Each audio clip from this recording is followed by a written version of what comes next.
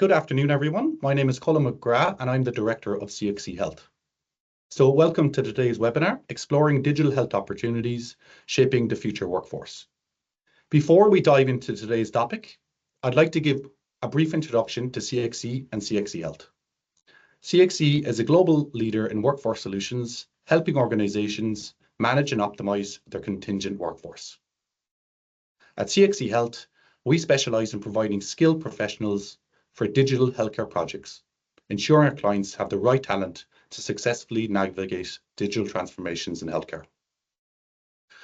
Okay, so today we'll be discussing digital health and addressing a pressing issue within the healthcare industry, and that's a critical shortage of skilled professionals. According to the World Health Organization, there's a projected deficit of 10 million healthcare workers globally by 2030. And in Australia, this shortage is particularly evident in nursing, with an estimated shortfall of a staggering 123,000 by 2030.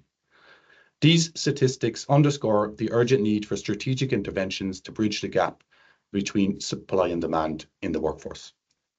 So next slide, please.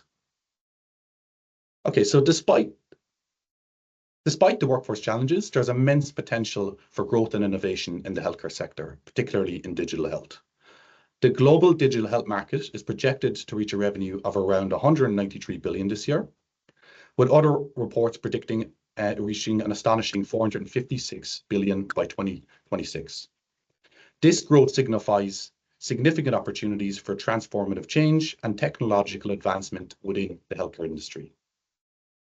Digital transformation has shown to significantly improve healthcare performance, and according to Deloitte, 92% of healthcare professionals report better performance through digital transformation. Our goal today is to explore the digital health landscape, focusing on the roles of both nursing and ICT professionals and how they work together to enhance patient care and improve operational efficiency. So we have four distinguished speakers with us today. Dr. Joseph Aquino, who's the Assistant Deputy Director General of Workforce Strategy at Queensland Health, an Associate Professor at the University of Queensland. Maria, if you could jump to Dr. Richard Ashby next, please. The former Chief Executive of Metro South and eHealth Queensland. Angela Ryan, who's the Lead Healthcare Executive for JPAC at Oracle Health and a Fellow and Non-Executive Director at the Australian Institute of Digital Health. And Cameron Ballantyne, who's the former Chief Information Officer at Metro South.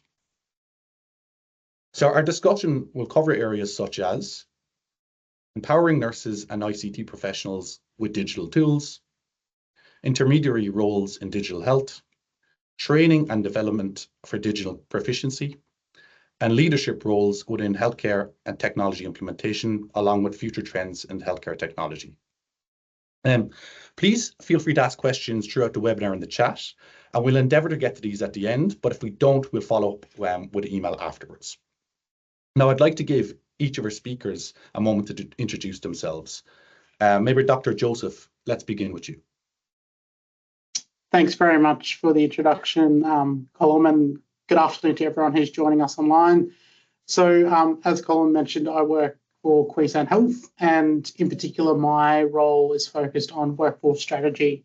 So within the area that I lead, our portfolio is responsible for leading the system-wide implementation of workforce strategies now and into the future for Queensland Health, with a real focus on building the pipelines of talent that we'll need, supporting and retaining the current workforce that we have, and really importantly, and fits in with this conversation, innovating and developing new ways to deliver care. So we, like all health systems across the globe, are experiencing some challenges, quite a lot of challenges in workforce, and a conversation around how digital health is able to bridge that gap or provide a pathway forward for health workforce in the future, but more importantly, for our consumers, and ensuring they maintain access to high quality and sustainable healthcare is well and truly in my remit. So I'm looking forward to the conversation today. Thank you. Thank you. Dr. Richard, if you could go next, please. Thanks, Colin. Richard Ashby. My clinical background was in emergency medicine, where I was director at the Royal Brisbane Women's Hospital for 15 years. Then sucked into the vortex of health service management, where I was CEO of Metro South Health, the inaugural CEO there, and then latterly, the CEO of eHealth Queensland. In that role, I was involved in the implementation of the Queensland Digital Hospitals project, which was a $650 million effort. We successfully delivered 16 consecutive digital hospitals, including Australia's first large-scale digital hospital, Princess Alexandra, in 2015. Currently consulting on digital health and executive health service management across Australia and in New Zealand. Thank you. Thank you. Angela, if you could jump in next, please. Thanks, Colin. And yes, great to be here with everyone. I am currently a lead healthcare executive with Oracle Health. Recently in that role, the past 9 months, and prior to that, decades-long experience across the health system as a clinician, health informatician, and executive. I also hold a non-executive director role at the Australasian Institute of Digital Health. Like others have said, though, I've got a keen interest in the workforce space, having been worked as a clinician in the health system, but recognising many of the challenges that we anticipate and expect that digital health will help us solve. So really keen to have this discussion today and see what next steps we can take. Thank you. Thank you. And Cameron, finally. Thanks very much, Colin. Good afternoon, everybody. Most recently, yes, the Chief Information Officer at Metro South. I've recently moved on into some consulting roles. I did have I did work with Richard at Metro South when we rolled out the Metro South Digital Hospital program, where Metro South remains the largest digitalised health service in Australia at the moment. I have a nursing background from many moons ago, but see and understand the value and efficiency that digital health can unlock in our system. But it's just not the technology that will unlock that. It's building up the skill set across the clinical workforce that will really, I feel strongly, will really unlock this value in the system that both, that Joe, Richard and Angela mentioned. So very happy to be involved in the discussion today. Thanks, Colin. Thanks, Cameron. Okay, so let's dive into the first topic, digital health opportunities in Australia and globally. So Dr. Richard, if I could start with you, what do you see as the most prominent digital health opportunities and Australia globally and over the next 5 years, particularly for nurses and ICT professionals? Thanks, Colin.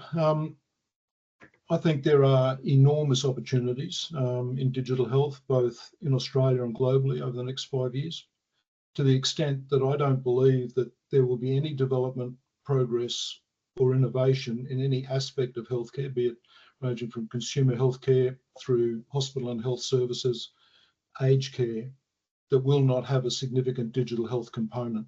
The progress cannot be made in the absence of digital health. What kind of opportunities are we talking about? Well, that depends on where you want to work. What really interests you in life and in your professional life, what you want to do, and what is your skill set.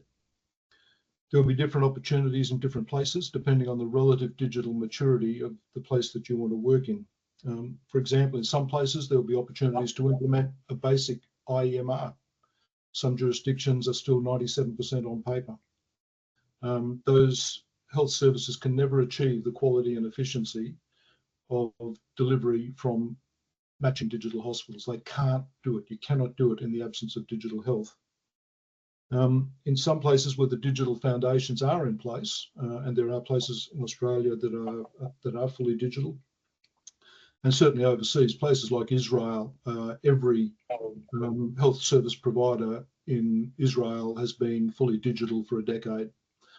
Kaiser Permanente, longer than that, probably 15 years, have basically been a fully digital health system, HMO. So what can those places do, the more advanced places that have got those digital foundations in place? Well, there's things like precision medicine. This is the integration of biological data, biomic data, lifestyle data, environmental data to make very precise decisions about the treatment of an individual patient, not based on a cohort of 10,000 patients and what works for 60% of them, but what will work precisely for you. Very important, particularly in oncology, for example, autoimmune disease, right through to asthma, for example. Digital care and navigation centres of various topologies are being looked at around Australia and are certainly being well established overseas. These range from in-hospital command centres that control the flow and monitor continuously the safety of patient care, variants from clinical pathways, etc., right through to more sophisticated systems which are capable of delivering remote monitoring, virtual care across all levels from in-home, community, ambulance, hospital and health services, etc., and across hundreds of thousands, in some cases millions of patients across thousands of kilometres. A bit more on the nerdy side. If you're on the nerdy side, what are your opportunities? Well, data, big data, advanced analytics, generative artificial intelligence. All these things are potentially leading to efficiencies and clinical insights which will improve decision making, will reduce harm and will reduce cost. If you're a bit more on the techie side of things, not so much on the data and mathematics and analytics, and you're more on the techie side, 3D biofabrication, robotics, exoskeletons, augmented reality and virtualization, implantables, ingestibles, wearables, invisibles, the Internet of Healthcare Things. The whole field of M-Health is there in front of you. The inexorable fusion of consumer and clinical technology. So my wristwatch there can tell me if I've got atrial fibrillation, which is very important if I did have it, because it might allow me to prevent myself having a stroke. It measures my heart rate. Previously, it could measure pulse oximetry, and that will come back in time. It can detect if I have a fall and call an ambulance. So that's just a wristwatch. Where will all these opportunities occur? They won't just occur within the health system. A lot of that techie stuff is going to occur in universities and research centres. Australian eHealth Research Centre is one example in Queensland. So universities, it'll happen in major hospitals, it'll happen in private sector R&D, and it'll happen in commercial entities, people who are in this to make, to sell this stuff and to make money and out of that. So I guess in summary, the question to ask yourself when you're thinking about these opportunities is, where do I want to live? Where do I want to work? Launceston or London? Big difference in opportunities between the two places. One is yet to have an EMR, the other is a major, obviously multiple universities, research centres, fully digital health services, etc. What do I want to do? Do I want to be involved in the clinical implementation and application of digital health to clinical care, such as the EMR, and then doing those other things within health services, command centres, virtual care, all that sort of stuff, the remote monitoring of diabetics and asthmatics and heart failure, mental health, cancer, or am I more interested in the infrastructure that will support all of that, the cyber security that has to sit around all of this, the invention, the innovation? Do I want to be involved in those sort of things? And then finally, what skill set do I need to do what I want to do, where I want to do it, when I want to do it? And you don't have to make a big decision on that straight away and run off and do a master's or learn programming in Apache Hadoop or something like that. You can start easy with do an online course. Look at YouTube. There's stacks of stuff on all the stuff I just spoke about there. And I should emphasize, nothing that I'm talking about is in the future. It already exists today somewhere in the world. Mostly in Australia, it's happening today. It's not that much in the future. And you can range your courses right through to a master's in whatever, master's in health analytics, research degrees, etc. So there's no end. You can start at the bottom with an online 6-week course to familiarise yourself with AI, and you can go right through to MIT in Boston. So there's a lot of opportunity, and I think it's a very exciting time, both for the clinicians and for ICT professionals. Thanks, Colin. I'll hand back. Thank you, Richard. Now let's discuss training and development for digital proficiency. Maybe Dr. Joseph, could you comment on the shortage of workers in healthcare and the role digital health can play in alleviating this, while also commenting in your role as a leader in workforce strategy? How do you see the role of healthcare professionals, especially nurses, changing in the years ahead?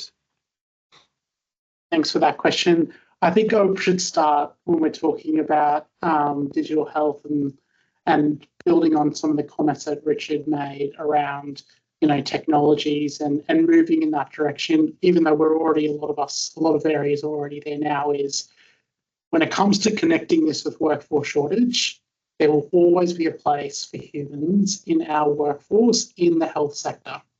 So I'm on the camp that says we will not be replacing people, but instead it's about how we use digital health to enhance the skills and the opportunities for people. So I just want to say that on the out front, I do not believe that we're going to have robots running around and stealing jobs. That health is still very much a humanistic profession, which requires human interaction and still the things that only humans can do. I think that there's a couple areas to sort of dig into here. I think the one that's probably not always as obvious when you talk about, the workforce shortages and the role of digital health is the way in which you're using digital health in your organisation will be a competitive advantage for attraction of staff. So if we're talking about shortage of workforce, those that are able to use digital health and digital technologies in their organisations will have a competitive advantage for the workforce, not only now, but also into the future. So we've already seen that in organisations that have been able to, implement some of the, bright and shiny digital strategies and transformations, have no issues with attracting people into their workforce because of the fact that there is opportunity to start to deliver health a different way. Not only that, it will also attract people from the non-clinical workforce as well. Because just as digital health is progressing in the health space, digital technologies are progressing across a whole variety of industries, not just in health.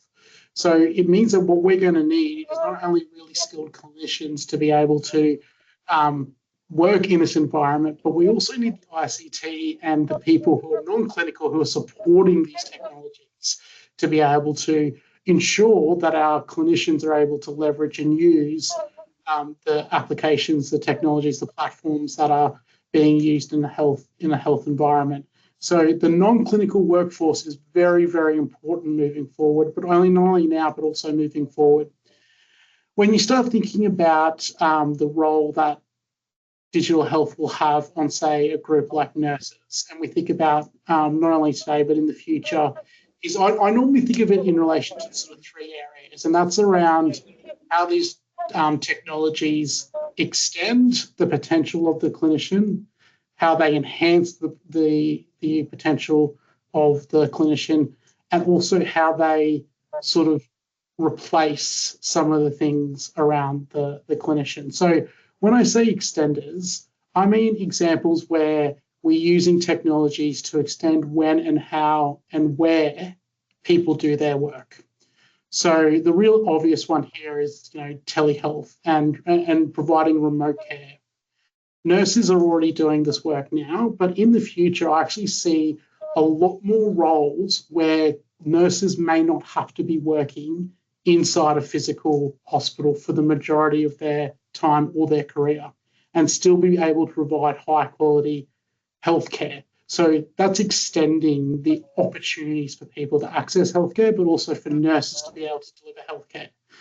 Another area is the human extenders, which I know Richard sort of just touched on previously, and that's around technologies that enhance us as humans, that in fact, with these technologies, it makes us smarter, faster to good decisions. And I think nurses will be at the forefront of this opportunity. So when we're thinking about extenders or enhancers, we're talking about making decisions based on big data sets that have already been put through AI that allows a clinician to make a diagnosis in a faster way or to check the accuracy of their clinical diagnosis.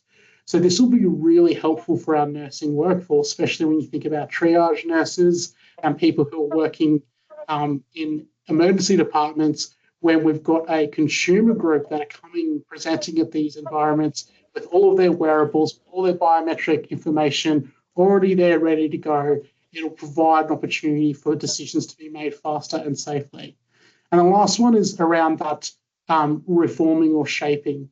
There will be some tasks that our nursing workforce and our non-clinical workforce will no longer be required to do because it will be done by something else or somebody else. And so the obvious one in nursing, which anyone who's on the call who's a nurse, I know that's Cameron's background, we know that senior nurses spend a significant amount of time in rostering and spending their time in developing a roster. We've got examples of this in Queensland Health. There's numerous examples across the globe where AI has been able to generate a first-pass roster, saving hours and hours of time for a NUM or a nurse lead, to then be validated by the nurse lead and by the workforce down the track to be able to fill in the gaps or to make changes. I believe that we will see, I know it's a really simple example, but if you speak to anybody on the call that's a nurse who has a role in rostering and the manual process that it undertakes, to have that first pass done through with AI, with historical data sets being put into a system against what is required in order to service that day or that week or that month, that saves a significant amount of time, which allows that nurse to prioritise that time into other places. And that may not always be direct clinical care.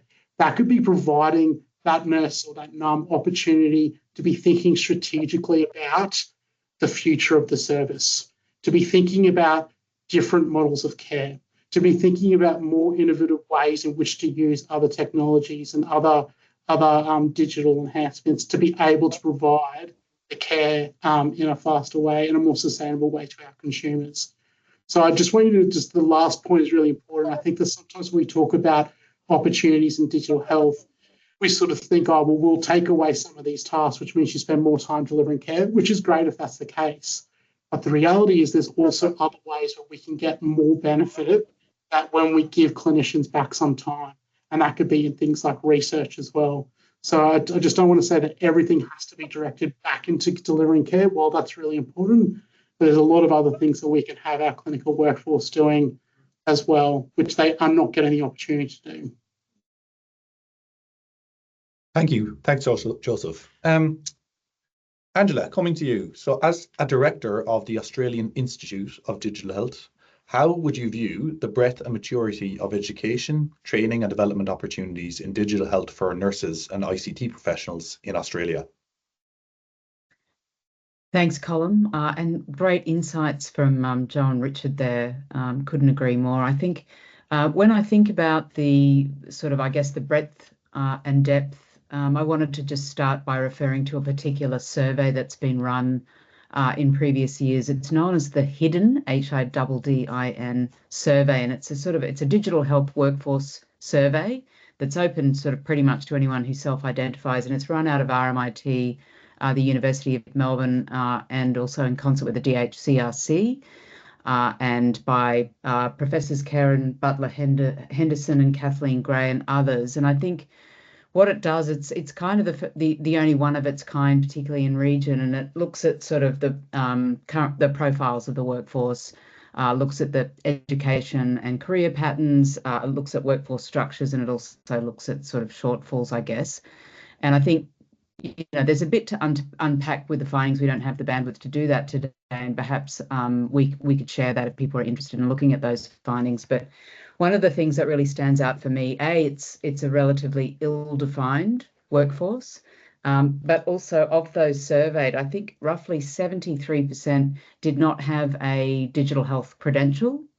And so while I think roughly 25% or so of those were registered health practitioners, those who participated, more than 70% didn't have a credential. So I guess what that says to me is that there's a really significant opportunity around what we can do to sort of support those people who don't have any training, and also then what sort of pathways that they may have. How do they access those? So I think it's one of the real opportunities that we have. I think the other part of that was roughly 27% did actually identify as having a certified health informatics credential from the Australian Institute of Digital Health. So that's probably one of the more recognised. I think that there is a huge variance across the sector, not just from a workforce perspective, but also from a university and other organisational perspective around what you can access out there from an education and training perspective. I think there's been a recent initiative that's being led by Professor Claire Sullivan, and in concert with around 32 universities across Australia. It's known as the Australian Council of Senior Academic Leaders in Digital Health. Very new initiative, but it's the very first time they're bringing together all of the universities that work across Australia, and it's being set up as a council to really look at sort of, combining that academic power so that we can really advance the application of digital technologies. We can look at standardization of the courses that are out there, looking also at research and particularly at evidence, because we do a lot of this work in digital health without as much evidence as we possibly should have. So, of course, all of the initiatives that are either in train or have been implemented are sort of predicated on business cases. And as we know, it costs a lot of money. And we want to make sure that we're actually, what we're doing is evidence-based, and, is this something we should continue, or, so I think that's another factor for this particular council, which I think is sort of signals a very exciting change in direction for me. I think the only other quick thing I wanted to add was, when I was at the Digital Health Agency, I led the development of Australia's first National Digital Health Workforce and Education Roadmap. So it was centred around the broader workforce, including consumers, but really about providing a basis for understanding the needs of the health workforce effectively.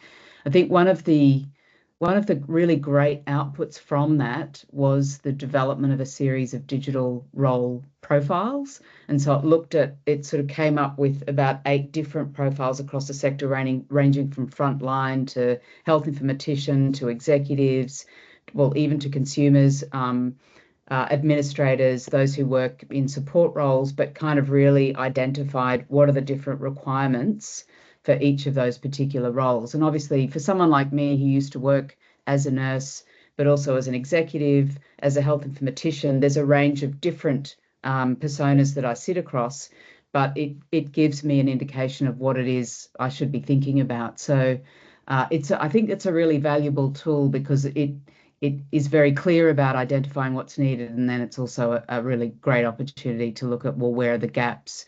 And I would say as a last point that, and with my board director hat on now, I would say that the AIDH does already offer a range of different opportunities around education, ranging from sort of foundational to sort of mid-level, but it's also a really great community and place to access resources. So if people have questions, that might also be another good place to start to think about how you might take that journey. Because I think what we recognise, we all come to this very differently. Health workforce, very broad church, health informatics, we all come very different pathways. My own pathway was, in working in critical care environments and just sort of following an interest. But as Richard has said, we can't do any of this. Digital health is just the way we do things now. So I think, trying to articulate clear pathways, it is tricky, but there are ways in which to sort of access that information. Thanks, Colin. Thank you, Angela. Coming to you, Cameron. As a digital health professional with a background in both nursing and ICT, what opportunities do you see in hospital health services for ICT professionals in both BAU and digital health development? And what training experience would you look for in job applications?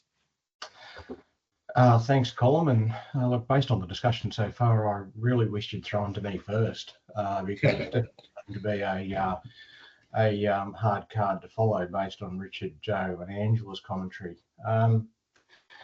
Look, in short, I'm going to apply a bit of practicality to this. First off, I want to summarise a couple of points. I think opportunity abound. It's just evident that it will. I think Joe's point is that this isn't talking about swapping out technology for clinicians, because that will never occur.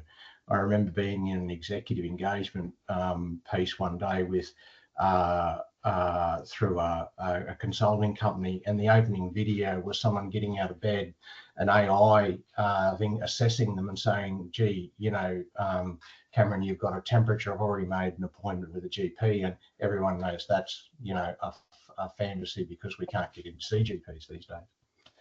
I think there's a component here as well, and I think we've touched on it, is that across the health system, there's a burden or tyranny of administration, which impacts patient flow and demand management.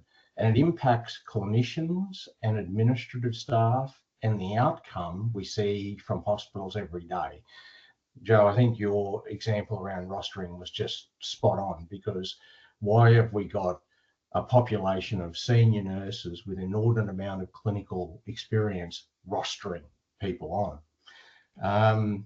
I remember many moons ago now, when Richard was the CD at Metro South, we did a implementation of a voice over IP product across our general nursing and medical staff, and the time in motion study just showed that by implementing that, and nurses not having to go and find nurses or orderlies or anything along those lines, it saved 45 minutes of each nurse's time per shift.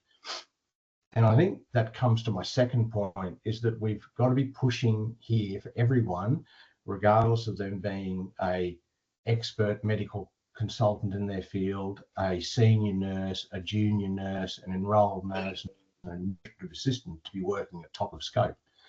If we have a look just in the Queensland context at the moment with the capital expansion program, I'm not going to speak about Metro South, for instance. They're going from 2,200 beds to around 3,300. We've got a workforce there currently of 18,000. Well, in my basic maths, that means we need approximately another 8,000 to 9,000 people to open those beds in 5 to 6 years. If we aren't pushing for and allowing this space to be created so everyone can work at top of scope because of and utilising adjunct functionality, then we've got a bigger hurdle to get over than we first thought.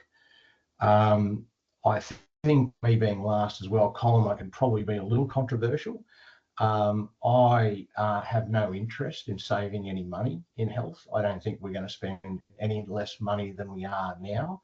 But what we have to do is utilise digital functionality, and particularly data, big data, to be able to set a course for how we deliver care more efficiently. And I think that's really the golden egg, or it could even be the goose that actually laid the golden egg, is how we integrate and use big data to direct and define how care is delivered, both in the single instance and in the population instance.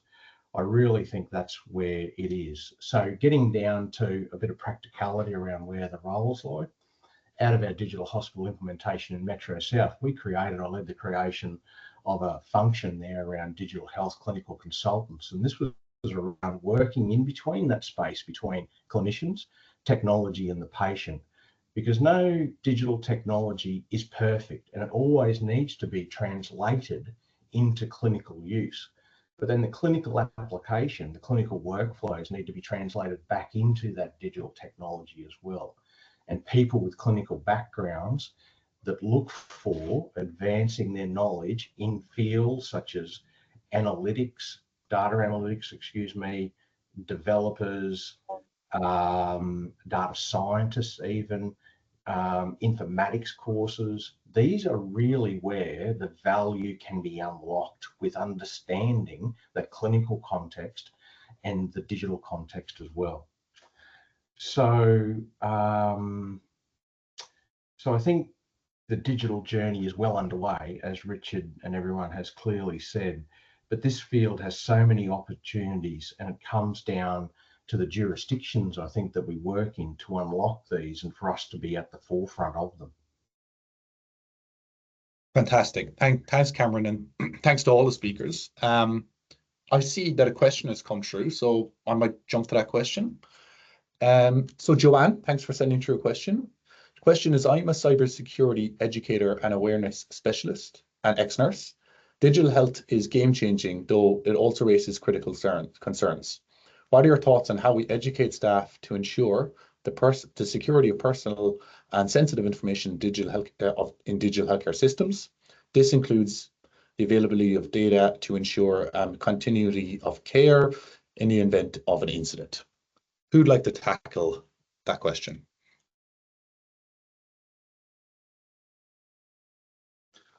I was going to say, I think the simple answer is I mean, half of your risk sits around your staff. And I think we saw it in Queensland, and we saw it very recently, like last week in South Australia, where there was a privacy breach in relation to the son of the police commissioner who was killed, and staff were accessing medical records, breaching the privacy of the patient and the family. And it was the storytelling about that. Some of those people have been charged and dismissed and so on. And it's the power of those stories that changes the behaviour of the staff so that they don't do that kind of stuff again. We saw it in Queensland 6 or 7 years ago after PA got a EMR, and some nurses in Cairns decided to have a bit of a sticky beak at a particular patient's chart. And that story, when it came out, really changed the behaviour, and despite regular auditing and so on. So it's partly education, partly storytelling. Thanks, Richard. We've got a few minutes left, so I might ask one more question unless any speaker would like to provide any other input on what was discussed. Okay, so maybe what impact has COVID-19 pandemic had on the adoption and acceleration of digital health technologies?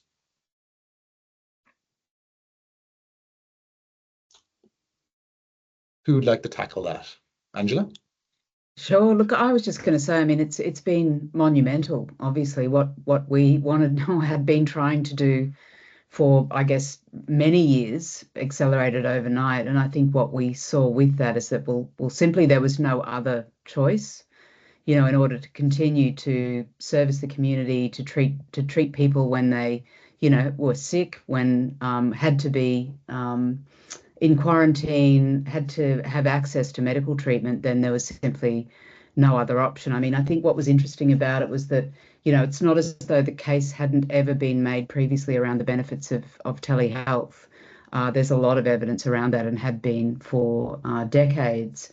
But what we hadn't seen, obviously, was that great need. So there were a number of kind of instruments that sat around that, primarily the funding and the MBS items. So without those, that really enabled a significant change virtually overnight, pardon the pun. But I really think that what we have seen, and so that was fantastic. Obviously, it allowed the health service or the health system to continue running and providing the services that we as consumers and clinicians have needed. But what we've also seen out of that is, I guess, a bit of an overwhelm. So while there's been huge change and things just had to shift, obviously there's now been that very, very long tail of burnout and fatigue around that change. So I think what's been the challenge possibly for the system is to think about what things we can continue to keep going, what things we need to kind of stop and slow, but how do we best continue to support the health workforce, knowing that people are tired. And I think there's been some really great discussion here today about different strategies, and particularly I loved what Joe was saying about extend, enhance, and replace or reform. But those are the sorts of things. It's really great to see governments are really having that conversation, because we know that we have to continue to do things differently because we don't have the workforce, but we do need to be mindful that there's a lot of really tired, exhausted, stressed and burnt out people out there. So we have to kind of carefully manage that without sort of also losing that momentum. I think we really loved the fact that there was that momentum, but because we kind of had to step back a little bit because we were tired, then, some of that kind of momentum's, or that the pedals come off a little lighter. But that just a couple of thoughts there. I can see Cameron's got his hand up. Thanks, Angela. I'd just like to add to that. I think you're absolutely right. Where there was a force of need to do that, but I think what we come back to again now is that translation, because the care that we move into that, and Richard mentioned it before as well, that virtual space, it has to be clinically safe and appropriate so we can maintain safety and quality standards for the thing. So I think the clinical leadership around that, around what we can move into that space now, is imperative. And the need for that digital expertise, both from a clinical and non-clinical background, is fundamental to effectively transitioning those models of care to a safe and appropriate methodology. Thanks, Angela, and thanks, Cameron. And look, I'm conscious of the time, we're getting really close to it, so I just want to thank all our speakers. So Angela, Joe,